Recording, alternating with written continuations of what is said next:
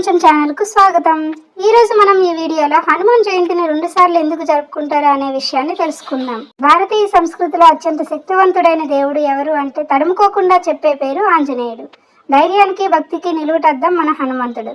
అయితే చాలా మందిలో ఒక సందేహం ఉంటుంది, సాధారణంగా ఏ దేవుడి జయంతి అయినా ఏడాదికి ఒకసారి మాత్రమే వస్తుంది, మరి హనుమాన్ జయంతిని మాత్రం ఏడాదికి 2 సార్లు, కొన్ని చోట్ల 3 సార్లు కూడా ఎందుకు జరుపుకుంటారు? దీని వెనుకున్న పురాణ గాథలేంటి? అసలైన జయంతి ఏది?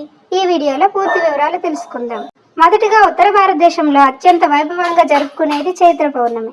పురాణాల ప్రకారం చిన్నతనంలోనే హనుమంతుడు ఆకాశంలో ఎర్రగా వెలిగిపోతున్న సూర్యుడిని చూసి ఒక మధురమైన ఫలం అనుకొని మింగడానికి ఆకాశానికి ఎగురుతాడు। ఆ సమయంలో ఇంద్రుడు కోపంతో తన వజ్రాయుధాన్ని హనుమంతుడిపై ప్రయోగిస్తాడు।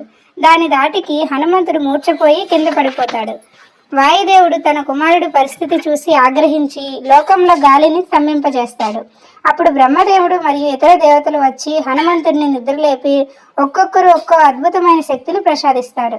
అలా హనుమంతుడు మళ్ళీ శక్తులతో పునర్జన్మ పొందిన రోజే ఈ చైత్ర పౌర్ణమి। అందుకే దీనిని విజయోత్సవం అని కూడా పిలుస్తారు।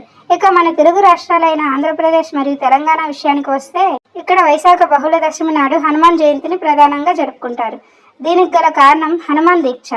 భక్తులు చైత్ర పౌర్ణమి నాడు మాల ధరించి 41 రోజుల పాటు కఠినమైన నియమాలతో దీక్ష చేపడతారు। ఈ దీక్ష సరిగ్గా వైశాఖ దశమి నాడు ముగుస్తుంది।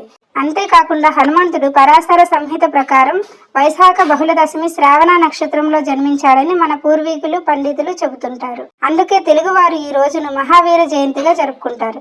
మీకు తెలుసా, తమిళనాడు మరియు కేరళ వంటి రాష్ట్రాల్లో కార్తీక మాసంలో హనుమాన్ జయంతిని జరుపుకుంటారు। దీని వెనుక ఒక అందమైన కథ ఉంది। లంకలో ఉన్న సీతమ్మ జాడను కనుగొన్న హనుమంతుడికి ఆమె సంతోషంతో అమరత్వాన్ని ప్రసాదిస్తుంది।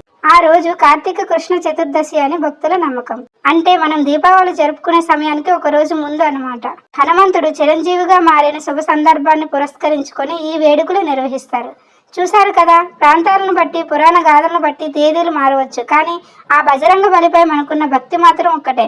హనుమంతుడు పుట్టినప్పుడు ఒకసారి, శక్తులు పొందినప్పుడు ఒకసారి, అమరత్వం పొందినప్పుడు ఒకసారి, ఇలా ప్రతి సందర్భాన్ని భక్తులు పండుగలుగా జరుపుకుంటారు। మీరు ఏ రోజున హనుమాన్ జయంతిని జరుపుకుంటారో కింద కామెంట్ సెక్షన్ లో తెలియజేయండి। ఈ వీడియో కనుక మీకు నచ్చినట్లయితే లైక్ చేయండి, మీ ఫ్రెండ్స్ అండ్ ఫ్యామిలీ మెంబర్స్ కి షేర్ చేయండి। ఇలాంటి మరిన్ని కథల కోసం మన ఛానల్ ని సబ్స్క్రైబ్ చేసుకోండి।